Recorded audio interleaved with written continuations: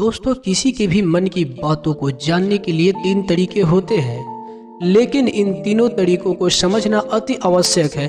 यदि आप इन तीनों तरीकों को समझ लेते हैं तो आप किसी के भी मन की बातें बड़ी ही आसानी से जान सकते हैं, समझ सकते हैं। तो चलिए इसे एक बुद्ध कहानी के माध्यम से समझते हैं कि किस तरह से आप दूसरों के मन की बातें जान सकते हैं, समझ सकते हैं। बहुत समय पहले की बात है, एक छोटा सा गांव था। उस गांव में 2 भाई रहा करते थे। बड़ा भाई अंधा था, जिस कारण वे हमेशा घर पे ही बैठा रहता था, और छोटा भाई खेती किया करता था। लेकिन खेतों में अधिक जानवर आने से पूरी फसलें नष्ट हो जाती थी, जिस कारण छोटा भाई बहुत परेशान हो चुका था। एक दिन उसने सोचा, खेतों में से इन जानवरों को भगाने के लिए क्यों न मैं अपने बड़े भाई की मदद लूं। वैसे भी बड़े भैया अंधे हैं, अगर वे खेत में बैठे रहेंगे और जानवरों की आहट आने पे जोर से चिल्लाकर उसे भगा सकते हैं और मेरी फसलें बच सकती हैं, इसलिए मैं उन्हें खेत में बैठा देता हूँ। ये सब सोच विचार करने के बाद उसने अपने खेत में ही एक छोटी सी झोपड़ी तैयार की और अपने उस अंधे भाई को उस खेत में बैठा दिया और उनसे कहा, भैया अगर आपको किसी भी जानवर की आहट सुनाई दे तो आप जोर जोर से चिल्लाना, और यह सुनकर वो जानवर यहाँ से भाग जाएगी और मेरी फसलें नष्ट होने से बच जाएगी। बड़ा भाई अपने छोटे भाई की बातें मान लेता है और वे उस दिन से खेत में ही रहना शुरू कर देता है। जब भी किसी जानवर की आहट उसे सुनाई देती तो वे तुरंत जोर जोर से चिल्लाना शुरू कर देता, जिससे वे जानवर उसके खेतों से भाग जाता। ऐसा करते करते कई दिनों बीत चुका था। तभी एक दिन उसके खेत में एक हिरन भागता हुआ आता है और वह खेत के बांध को तोड़कर वहां से भाग गया। लेकिन उसी हिरन के पीछा करते हुए एक राजा भी उस खेत में आ पहुंचा। तभी राजा की नजर उस अंधे भाई पे पड़ती है। राजा उस व्यक्ति से कहता है, देखो मैं यहाँ पे एक जानवर के पीछा करते हुए आया हूँ, क्या तुमने उस जानवर को यहाँ पे देखा है? इस पर वे व्यक्ति कहता है, हे राजन, मैं तो अंधा हूँ, मैं भला किसी जानवर को कैसे देख सकता हूँ? लेकिन मैं आपको इतना जरूर बता सकता हूँ कि जो जानवर मेरे खेतों से होकर भागा है वे आपके लायक नहीं है। आप उसके पीछे अपना समय यूं ही बर्बाद कर रहे हैं। राजा उन अंधे व्यक्ति की बात सुनकर बड़ा अचरज में पड़ गया। तब भी राजा उस व्यक्ति से कहता है, कहीं तुम मुझसे झूठ तो नहीं कह रहे? एक तरफ तुम ये कहते हो कि तुम अंधे हो और दूसरी तरफ तुम ये भी कह रहे हो कि जो जानवर यहाँ से भागा है वो मेरे लायक नहीं है। इस पर वे अंधा व्यक्ति कहता है, हे राजन, जिसे आप एक हिरन समझ रहे हैं, असल में वो एक हिरन नहीं है बल्कि एक हिरनी है, और वो भी एक गर्भवती है। और जहाँ तक मुझे ज्ञान है, मैंने कभी किसी राजा को किसी गर्भवती हिरनी के शिकार करते हुए नहीं सुना है, और इसी कारण मैं आपसे यह कह रहा हूँ कि वह हिरनी आपके लायक नहीं है। आप उसके पीछे अपना समय व्यर्थ न करें। यह सुनकर राजा और भी अचरज में पड़ गए। वो ये सोचने लगा कि आखिर ये अंधा आदमी ये कैसे जान सकता है कि वे हिरनी है और गर्भवती है। राजा कुछ देर तक सोच विचार करने के बाद अपने सेनापति से कहता है, सेनापति जी, मुझे वो जानवर जिंदा चाहिए, क्योंकि मुझे यह पता करना है कि वे हिरनी है और क्या वे गर्भवती है, क्योंकि ये अंधा आदमी बहुत विश्वास के साथ कह रहा है और मुझे इस बात की पुष्टि करनी है। यदि वे हिरनी हुई और गर्भवती हुई तो वे हमारे शिकार के लायक नहीं है, क्योंकि हम तो एक हिरन का पीछा कर रहे थे। इसलिए जाओ और पीछा करो, क्या वे हिरनी है? सेनापति राजा से आज्ञा लेकर आगे की ओर बढ़ चलता है, और कुछ देर बाद जब वो वापस लौट कर आता है तो वह राजा को कहता है, हे राजन, इस अंधे आदमी ने जो भी बातें कही है वे बिल्कुल सही है। वे एक हिरनी ही है और वे गर्भवती भी है। यह सुनकर राजा आश्चर्यचकित हो गया। उसे समझ नहीं आ रहा था कि आखिर ये अंधा आदमी ये कैसे पता कर सकता है कि वह जानवर एक हिरनी है और तो और वे गर्भवती है। भला एक अंधा आदमी ये कैसे देख सकता है, ये कैसे जान सकता है, आखिर यह कैसे पता चला? ऐसे कई सारे प्रश्न राजा के मन में उमड़ने लगा। अब राजा ने यह ठान लिया, मुझे इस बात की तह तक पहुंचना ही है कि आखिर ये अंधा आदमी कैसे जानता है कि वह जानवर एक हिरनी है। ये सोच कर राजा उस अंधे आदमी के पास जाता है और उस अंधे आदमी से कहता है, देखो मैं ये तो नहीं जानता कि तुम सचमुच अंधे हो या नहीं, पर मैं तुमसे एक बात जानने आया हूँ। क्या तुम मेरे प्रश्न को सही सही जवाब दोगे? इस पे वे अंधा आदमी कहता है, हे राजन, आप जो कुछ भी पूछना चाहते हो मुझसे पूछ सकते हो, मैं आपको बिल्कुल सच सच जवाब दूंगा।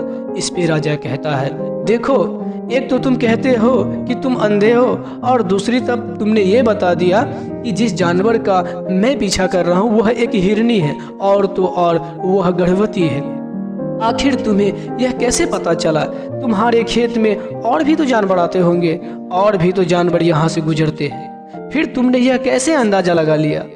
तभी वह अंधा व्यक्ति राजा से कहता है, हे राजन, आप जिस हिरनी का पीछा कर रहे थे वही हिरनी जब मेरे खेत में आई, उसकी रफ्तार और भागने की आहट से मुझे यह एहसास हो चुका था कि यह एक हिरनी है और मेरे खेत की जो बांध है वो बहुत छोटी है, उसकी ऊंचाई ज़्यादा नहीं है। यदि कोई हिरन होता तो उस बांध को बड़ी ही आसानी से लांघ जाता, लेकिन वह हिरनी इस बांध को तोड़ कर भागी है। यदि वह बांध को छलांग लगाकर पार करने की प्रयास करती, उसके बच्चे को खतरा हो सकता था। और इसी बात से मैं यह पता लगा लिया कि वह गर्भवती है, इसी कारण वे ज़्यादा ऊंची छलांग न लगाकर मेरी खेतों को बांध कर तोड़ के चला गया। इस पे राजा के मन में एक और प्रश्न पूछा, किंतु तुम्हें कैसे पता कि वह एक हिरनी ही है और भी तो कोई जानवर यहाँ पे आ सकता है? इस पर वे अंधा व्यक्ति कहता है, हे राजन, मैं पूरा दिन सुबह शाम यहीं पे बैठा रहता हूँ और मेरी सुनने की शक्ति बहुत तेज है। मैं यह वाफ जाता हूँ कि कौन सी जानवर मेरे खेत में आया है और उसी के आधार पे मैं जोर जोर से चिल्लाता हूँ ताकि वे मेरे खेत से भाग जाए और मेरे खेत के फसलों को नष्ट न कर पाए। राजा उस अंधे आदमी के जवाब सुनकर पूरी तरह से संतुष्ट हो चुका था। वह मन ही मन में ये सोच रहा था कि ये आदमी भले ही अंधा हो, लेकिन ये तो बड़ा ही ज्ञानी मालूम पड़ता है। इस आदमी से कुछ न कुछ तो काम निकलवाना ही चाहिए। ये विचार लिए हुए राजा वहाँ से वह अपने महल की तरफ लौट आता है। राजमहल पहुँचते ही उस राजा ने अंधे व्यक्ति से कहता है, आप तो बहुत बड़े ज्ञानी हो, आपको तो किसी भी बात की पता बड़े ही आसानी से चल जाता है। आज मैंने आपको यहाँ पर इसीलिए बुलाया है क्योंकि मैं आपसे यह जानना चाहता हूँ कि मेरी पत्नी पतिव्रता है कि नहीं। इस पे उस अंधे व्यक्ति ने कहता है, हे राजन, ये कैसा प्रश्न हुआ? इस पर राजा कहता है, मैंने आपसे बिल्कुल उचित प्रश्न किया है, मुझे इस प्रश्न के उत्तर दीजिए।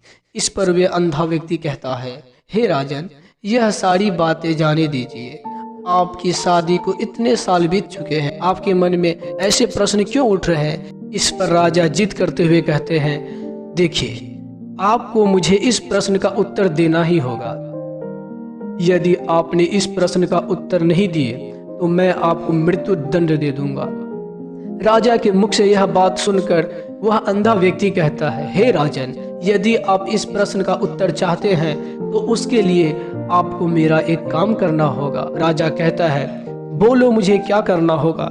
इस पर व्यक्ति कहता है, आपकी पत्नी को मेरे साथ एक कमरे में अकेले छोड़ना होगा। यह बात सुनकर राजा तो पहले क्रोधित होते हैं, लेकिन फिर कुछ सोच विचार करने के बाद वह उस व्यक्ति की बात मान लेता है और अपने सेनापति को आदेश देता है, सेनापति जी, इस व्यक्ति को और मेरी पत्नी को कुछ देर के लिए अकेले एक कमरा में छोड़ दीजिए।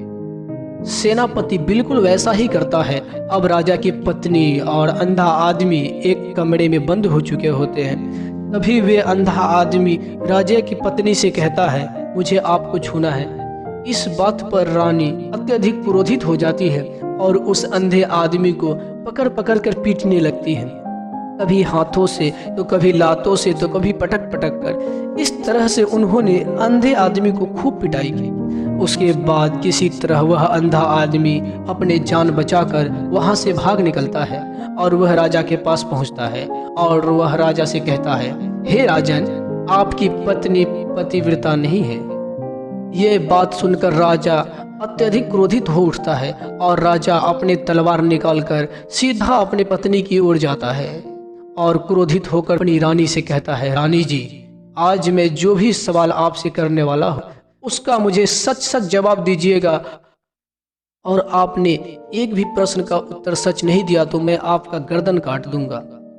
फिर राजा ने कहा, आप पतिव्रता है या नहीं? इस पे रानी कहती है, हे राजन, आप भले ही मुझे जान से मरवा दीजिए, लेकिन मैं पतिव्रता नहीं हूँ। राजा ये बात सुनकर बहुत खुश हुआ, क्योंकि वे अंधे आदमी ने जो कहा वह बिल्कुल सच था। यह बात सुनकर राजा तुरंत उस अंधे व्यक्ति के पास पहुंचता है और उस अंधे आदमी से कहता है, तुम्हें कैसे पता चला कि मेरी पत्नी पतिव्रता नहीं है?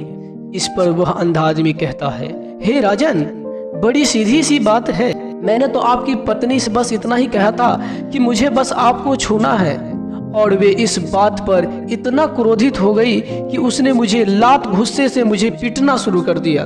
भला कोई और औरत किसी और मर्द को कैसे छू सकता है? उसने आगे पीछे कुछ नहीं देखा और मुझ पे टूट पड़ा और मेरे ऊपर लात और गुस्से चलाने लगा। और पतिव्रता नारी कभी भी पराये मर्द को नहीं छूता है, पर यह भी तो एक छूना ही हुआ। जब मैंने उसे छूने को कहा था तो वे उस वक्त मना तो कर सकती थी, लेकिन वे मना न की और मुझे पीटना चालू कर दिया, और देखते ही देखते उन्होंने मेरे पूरे शरीर को छू दिया। और आप ही बताइए, ऐसी स्त्री भला पतिव्रता कैसे हो सकती है? इस पे राजा कहता है, तुम तो बड़े ज्ञानी मालूम पड़ते हो। अच्छा ठीक है, चलो तुम मेरे एक प्रश्न का और जवाब दो। यदि तुमने मुझे इस प्रश्न का सही सही जवाब दे दिया तो मैं तुम्हें यहाँ से जाने दूंगा।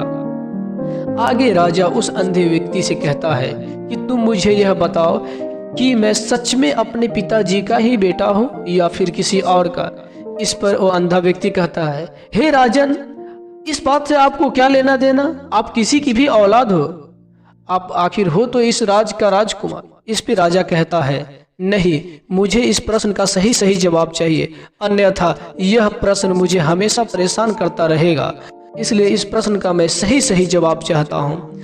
यदि तुम इस प्रश्न का सही सही जवाब दे देते हो तो तुम यहाँ से जा सकते हो, मैं तुम्हें नहीं रोकूंगा। इस पे वह अंधा आदमी कहता है, हे राजन, इसके लिए तो मुझे आपकी माँ के पास भी जाने की आवश्यकता नहीं है। मैं अभी अभी आपको ये बता सकता हूँ कि आप किसकी औलाद है, लेकिन उससे पहले मैं चाहता हूँ कि आप मुझ पे क्रोध न करेंगे। राजन ने कहा, मैं तुमसे वादा करता हूँ। फिर वह अंधा व्यक्ति कहता है, हे राजन, आप हैं तो अपने ही पिता के ही पुत्र, लेकिन आप पर एक कंजूस सेठ की छाया पड़ी हुई है।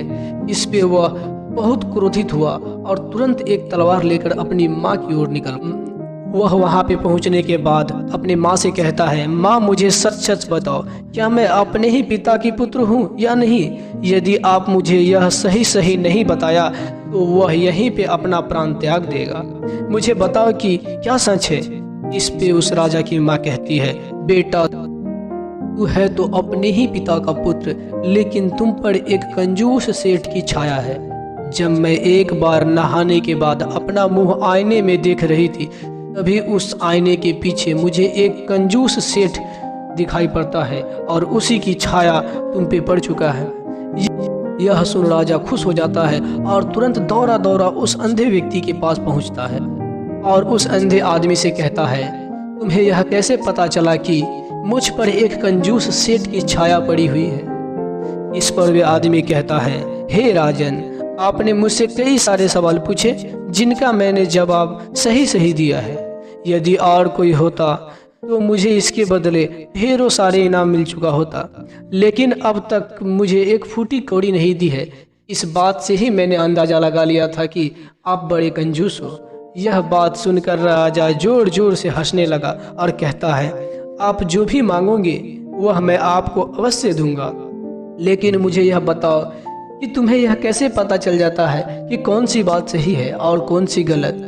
तुम किसी भी बात का इतना सही और सटीक जवाब कैसे दे सकते हो? उस पे वह अंधा व्यक्ति कहता है, हे राजन, मैं तो वैसे ही अंधा हूँ। यदि मेरी आंखें होती तो मैं किसी की भी मन की बातें बड़ी ही सरलता से जान लेता। मन की एक भाषा होती है और ये भाषा मनुष्य के शरीर के व्यवहार के रूप में देखी जा सकती है। उसकी आंखों से, उसकी होठों से, उसके काम करने के तरीके से उसके क्रियाओं से पता किया जा सकता है कि उसके मन में क्या चल रहा है। उसके आधार पर हम किसी के भी मन की बातें को जान सकते हैं। लेकिन मैं तो अंधा हूँ, मैं देख नहीं सकता, इसलिए मैं क्रियाओं से देखता हूँ। यदि मुझे कोई बात जाननी हो तो मैं अगले आदमी को कुछ काम देना पड़ता है, जिस पर वह व्यक्ति किस प्रकार काम करता है, किस तरीके से इस काम को करता है, उसके आधार पर ही मैं यह पता कर पाता हूँ कि उसके मन में क्या चल रहा है। तभी वह राजा कहता है, क्या इसका अर्थ यह हुआ कि मैं भी किसी की मन की बातें जान सकता हूँ? इस पर वह अंधा आदमी कहता है, हे राजन, अवश्य आप भी किसी भी व्यक्ति के मन की बातें जान सकते हैं, किंतु उससे पहले आपको अपने ऊपर काम करना होगा। वह काम है अपने मन को शांत करना, अपने मन को वर्तमान में लाना, जिसके लिए मैं आज आपको 3 तरीके बताने वाला हूँ। और यह तीनों ही तरीके बहुत ही सरल और आसान हैं। उससे पहले आपको एक काम करना होगा, अपने मन को एकाग्रित करना होगा। जब हम अपने मन को एकाग्रित करते हैं, अपने मन को वर्तमान में लाते हैं, तो हम किसी के भी मन की बातों को जान सकते हैं, क्योंकि वह आदमी अभी भी अपने मन में वर्तमान में ही सोच रहा है। और हमें भी मन को वर्तमान में ही लाना होगा, तभी हम उसके मन की बातें को जान सकते हैं। यदि हम अतीत में हुई घटनाओं के बारे में सोच रहे हैं, तो वह जो अगला आदमी वर्तमान में सोच रहा है, वर्तमान में अपने मन में बात कर रहा है, तो वह हम कैसे जान सकते हैं? क्योंकि हम तो अतीत की घटनाओं में डूबे हुए हैं। इसलिए किसी के भी मन की बात जानने के लिए सबसे पहले हमें हमारे मन को एकाग्र करना होगा, उसे वर्तमान में लाना होगा। आगे वह व्यक्ति राजा से कहता है, हे राजन, जो 3 तरीके मैं आपको बताने वाला हूँ, इन 3 तरीकों से बड़ी ही आसानी से किसी की भी मन की बातें जान सकते हैं। उसके बाद वह अंधा आदमी राजा से कहता है, हे राजन, जो सबसे पहला तरीका है वह है आंखों पर ध्यान देना। किसी व्यक्ति से बात करते वक्त उसके आंखों में देखना, उसके आंखों पे ध्यान देना जो सबसे ज़्यादा ज़रूरी है, क्योंकि आंखें बोलती नहीं पर बहुत कुछ कह जाती है। यदि हम किसी व्यक्ति के आंखों के इशारों को समझ जाए, हम यह जान पाएंगे कि व्यक्ति के दिमाग में क्या चल रहा है, वह क्या सोच रहा है और अभी वह क्या करने वाला है। मेरे पास आंखें नहीं हैं, लेकिन मैंने अपने गुरु से यह विद्या सीखी है, क्योंकि बहुत सालों पहले मेरे पास आंखें थी और मैं उस वक्त लोगों की मन की बातें केवल उनकी आंखों से ही जान लेता था। इसलिए यदि आप भी दूसरों की मन की बातें जानना चाहते हैं, तो आपको भी उनकी आंखों पे गौर करना चाहिए, जैसे कि उनका आकार कैसा है, वह कब, कहाँ और किधर देख रहा है। यदि उसकी आंखें यहाँ वहाँ घूम रही है, जब आप उससे बात कर रहे हैं, तो वहाँ पे वह इधर उधर देख रहा है, कभी ऊपर तो कभी नीचे तो कभी आसपास, या फिर उसकी आंखें खुश नजर आ रही है या फिर आंखें निराश नजर आ रही है, जैसे कि चोर होता है। उसकी आंखों में जब हम देखते हैं तो हमें यह पता चलता है कि अगले आदमी ने कुछ गलती की है। ठीक उसी प्रकार जब हम किसी चालाक व्यक्ति की आंखों में देखते हैं तो आपको पता चलेगा कि उसकी आंखों में एक भाषा होती है, एक बहुत ही सीधी भाषा होती है। यदि आपको यह पता लगाना है कि सामने वाला व्यक्ति आपसे झूठ कह रहा है या सही, तो आपको उसकी आंखों पे ध्यान देना अति आवश्यक है। यदि आपसे बात करते वक्त वह व्यक्ति अपनी आंखें यहाँ वहाँ घुमा रहा है, ऊपर नीचे इधर उधर दाएं बाएं हर जगह देख रहा है, तो इसका अर्थ यह हुआ कि वह इस बात से निकलने का कोई अर्थ ढूंढ रहा है, वह कोई झूठ बना रहा है। यदि सामने वाला व्यक्ति आपसे कुछ झूठ कहने का प्रयास कर रहा है, तो वह आपसे नज़र नहीं मिलाएगा, वह यहाँ वहाँ देखेगा, ऊपर नीचे देखेगा, लेकिन वह आपकी आंखों में आंखें डालकर कभी नहीं देख पाएगा, क्योंकि उसे डर है कि यदि उसने आपकी आंखों में आंखें डालकर देखी तो उसका झूठ पकड़ा जाएगा और लोगों को सच्चाई का पता चल जाएगा। और इसी प्रकार कुछ और भी भाषाएं होती हैं। जब आप किसी के आंखों में आंखें डालकर देखना शुरू करते हैं कि उसके हाव भाव क्या है, ठीक उसी प्रकार चेहरे का हाव भाव होता है, जिससे हम मन की बातें बड़ी ही आसानी से समझ सकते हैं और इन्हें भी समझना बहुत ही ज़रूरी है। कभी कभी कोई व्यक्ति अपने चेहरे से जैसे आँख, होठ बहुत से अलग अलग व्यवहार करता है। यदि आप किसी व्यक्ति के चेहरे पे गौर करेंगे तो आप आसानी से जान पाएंगे कि वह व्यक्ति निराश है, बहुत ही उदास है, या फिर बहुत ही खुश है, या फिर उसे बहुत ही बड़ा कोई दुख है।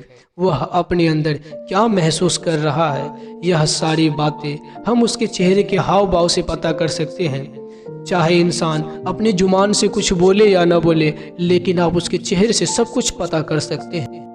आगे व्यक्ति राजा से तीसरी भाषा बताते हुए कहता है, हे राजन, इसी प्रकार तीसरा तरीका भी है, वे है हाथों के इशारे और शरीर का व्यवहार। मन की विचार समझने के लिए हमें हाथों का और शरीरों का व्यवहार समझना अति आवश्यक है। कोई व्यक्ति जब आपसे बात करता है तो आपने देखा होगा कि वे अपने हाथों को हिलाता रहता है, अपने हाथों से इशारा करता रहता है। बातों के साथ साथ अपना शरीर का जो व्यवहार है अर्थात बॉडी लैंग्वेज, उसका भी पूरा उपयोग करता है, जिससे हमें यह पता चल पाता है कि वह व्यक्ति हमारे बातों पर कितना ध्यान दे रहा है और उसके मन में क्या चल रहा है। शरीर के व्यवहार को देखने के लिए उसके हाथ मटकाना, शरीर मटकाना और चेहरे पर बार बार हाथ लगाना, हाथों का एक दूसरे से मसलना, ऐसी बहुत सी क्रियाएं होती है, उस पर हमें ध्यान देना अति आवश्यक है।